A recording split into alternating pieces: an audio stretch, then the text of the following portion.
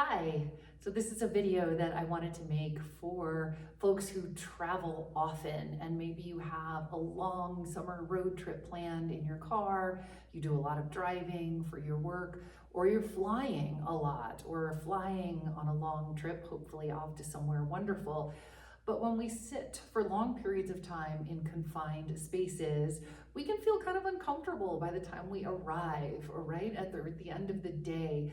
So these are a few pretty straightforward movements and stretches that you can do that I have found really make a huge difference in our comfort after we arrive or we've been traveling for a long period of time.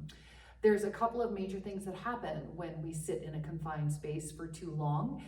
First and foremost, our circulation is constricted and blood flow through the lower body tends to suffer. So one of the things that we really want to be sure that we do is keep our circulation moving through the lower body.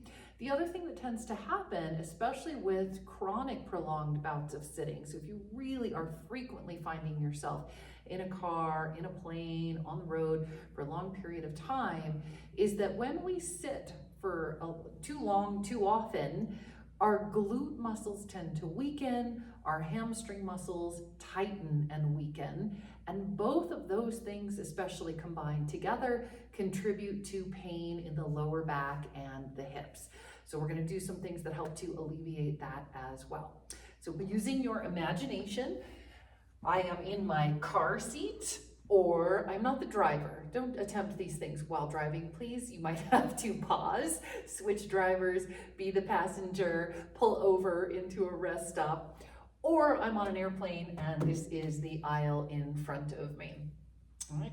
So in addressing circulation, one of the first things that we want to do is just get some blood pumping down through our lower body. So you can take your leg forward and just do some accelerations and flex back. Press forward and flex back. And just by pumping your foot up and down this way, you'll begin to promote a little bit greater blood flow down through your lower body. You'll do that on both sides, left and right, for a period of time, and then you can float your foot up and circle your ankle. And again, it just brings some movement into the muscles of the shin, the calves, the feet, so that they start to ask for more blood down there. And it's always good when we're circling to go both directions and really move through as full a range of motion as we can. And again, you would do this on both your left and right side. The next thing that you can do to help promote blood flow down through your legs and just get your muscles moving a little bit is some simple leg extensions. So you might have to scoot back in your seat as much as possible, depending on, how much room you've got or where the dashboard is in your car. But what you'll do is you'll extend a shin forward, leg extension, straightening out your legs, squeeze your quadriceps muscles just a little bit, tap your heel down to the floor, extend again, and you can do 10 to 20 repetitions of these things. All right, pretty much everything I'm going to show you today, you can do multiple times, 10 to 20, see how much time you have, how it feels in your body. There's not a hard and fast rule, but some leg extensions here to help these quadriceps muscles move just a little bit. So those movements, the foot flexion, the ankle circles, and the leg extensions will help to get blood circulating down through your lower body a little bit better. The next thing that you can do while you're seated, let's say you're stuck, you've got the window seat, right? It's not easy to get out, is a figure 4 hip stretch. So one of the areas that really tends to tighten up when we travel is the gluteus medius out here at the outer hip, which leads to pain in the lower back. So you can cross your ankle over your opposite knee, and creating a figure 4 shape. If you look down at it from up above here, you might have to do a little wiggling. Be nice to your neighbor. Again, if you're sandwiched in tight, you can use your hands to hold your shin in place. Lengthen your spine up really nice and tall, and you might find that this alone gives you plenty of stretch out here in the outer hip to breathe into. But if you feel like you've got a little bit more room, you can lean forward over your lap. And this is a really great way to release and stretch the outer hip when it's getting tight. Right? It's a wonderful stretch to do after you arrive as well. So you would hold this for several deep breaths and then release and trade to the other side, right? If you have the ability to get up out of your seat, you've pulled over for gas, right? Or you're gonna stand up for a moment in the aisle or maybe walk back toward the lavatory. Here's some things that you can do that work beautifully to, again, just help alleviate that prolonged sitting. Ideally, and I know this isn't always easy, but ideally we don't sit for more than 30 minutes at a time without some kind of stand up and move around break. So you might have to create that on the flight, right? And be the one that's standing in the aisle for a moment. Everyone else will wish they were doing it with you. So if you have a little bit of room, you're standing in the aisle or you're standing next to the gas pump, some calf raises up and down are a wonderful thing to do here. Not only does it activate the muscles of your shins, calves, and feet, but again, it helps just to pump some blood down into your legs. So we do some calf raises. Then we do a calf stretch by stepping back into a lunge. I'm actually gonna move back a little bit here. It feels like my feet may be getting slightly cut off in the video there. So I'm gonna scoot back just a little bit. A standing calf stretch as a lunge. I'm gonna lunge one foot behind me, my back knee is straight, my front knee is bent, and I'm just looking to stretch this back calf back here and elongate those muscles, right? The calves can get really tight when we're traveling, especially by car and you're doing a lot of driving. And then let's switch sides and you would stretch the other calf as well, always doing both sides, right? Nice deep breathing while you hold the stretch. We're not bouncing, just elongating. The next thing you can do while you're standing pretty easily is hold on to the seat back next to you and catch your foot, right? This stretch, drawing our heel toward our seat, stretches out your quadriceps, but it also opens up these hip flexors, which when we're sitting for a long time are deeply bent in flexion.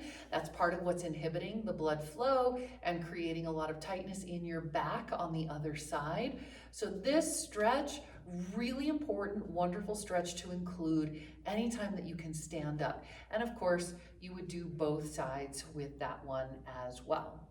You could also do some standing hip circles. So a little bit of space in between your feet so you have good balance, especially if you are, on a plane that maybe doesn't feel super smooth. You can hold on to something as always on either side or the back of a seat. But circling the hips just starts to help bring some movement into an area that's pretty constricted when we sit for long periods of time. I also recommend going both ways in this joint circle, and this will just help to get some blood moving through the top of your hamstrings, into your seat, into your hip flexors, and get the bones of the pelvis and the lower back moving. Right? So our hip circles are really nice. And then there's one more stretch that you can do pretty easily, pretty unobtrusively, standing up, and that's our standing back stretch or camel pose. Hands on the hips behind you, just fanning them down your back, lifting your chest and your face upward, back bending. And just think about counterposing what you're doing. So if you're seated, your hips are closed in flexion, your shoulders are probably rounded forward, especially if you're reading, working on your computer, or looking at your phone while you fly. So this just helps to counter stretch all of that. And then we come up. We take a deep breath and exhale. Now, if you have a little more room, a little more space, you're at a rest area, you've been driving, you can get to the back of the plane and hang out with the flight attendants for a moment. There's a few more things you could add to this list. One is your standing side bend, just reaching over to one side and lengthening all of this out, giving yourself a nice stretch, alleviating the spine a little bit. And of course, we would do both sides. You can do a variation on a downward dog from yoga using your seat. So hands on maybe the seat back, maybe the hood of your car, maybe your chair seat. It depends on kind of where you are and what you got going on. But lengthening the spine and lengthening the legs, hands on your support surface, and really trying to get the round out of your back. feeling your hamstrings stretch out. This is such a good lengthener for the back body and goes a very, very long way. Then from your supported downward dog, you can go into a ragdoll. Here we bend our knees to keep it safe for the back. And just like it sounds, you want to hang like a ragdoll, really loose, really easy. Exhale, just kind of shaking, nodding, letting everything decompress a little bit. Slowly roll yourself up. You want to take your time with that so that you don't get dizzy. And then the last move that you can easily do while you're on the road that always feels really good is what I call the sky ladder. You're gonna reach up and just imagine that you're climbing a ladder up into the sky, reaching for one rung and then the next, engaging your core muscles, but here you're just stretching out hips, sides, ribs, standing on your feet, and just getting yourself moving. Climb that sky ladder, 10 or 20 rungs, inhale, exhale, and release.